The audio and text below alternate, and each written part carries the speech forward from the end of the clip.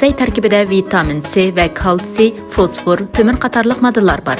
Her 100 mg yeni jusay tarkibida 39 mg vitamin C, 84 mg kalsiy, 43 mg fosfor, 8,9 mg tömür buludu.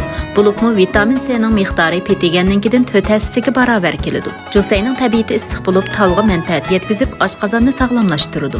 Xilitni harakatga keltirib, qonni tangshaydi. Jusayni ko'p iste'mol qilib berganda jigarni asrab tal oshqozonning quvvatini kuchaytirib bo'ladi.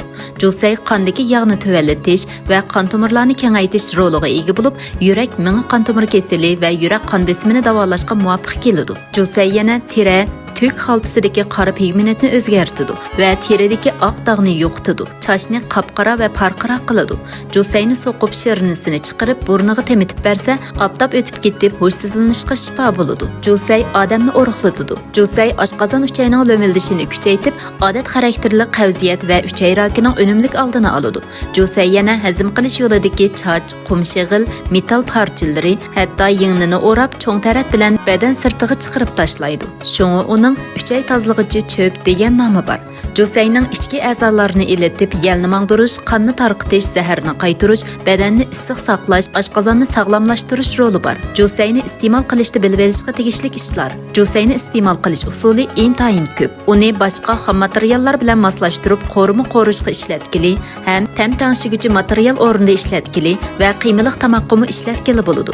Jusay atiyoz faslida iste'mol qilinsa, jigarga foydali bo'ladi. Bosh atiyozdagi jusayning sifati hammadan yaxshi. Kech kuzlikisining ikkinchi o'rinda turdi. Yoz faslidagisining eng nachar bo'ladi. Shunga jusayni atiyozda yesak mazalik tetiydi. Yozda yesak sesiq puraydi degan gap bor. Pishirib bir kecha turib qolgan jusayni iste'mol qilmaslik kerak. Jusay ko'p iste'mol qilinsa, odamning issiqini oshirib etadi, ham osonlikcha hazm bo'lmaydi. Shunga manfilik zaiflashishdan issiqi eshib ketganlar, ko'z kasali borlar va oshqozon uchiyi ojizlar jusayni ko'p iste'mol qilmaslik kerak. Jusayni hasal, kola go'shi bilan birga iste'mol qilishga bo'lmaydi.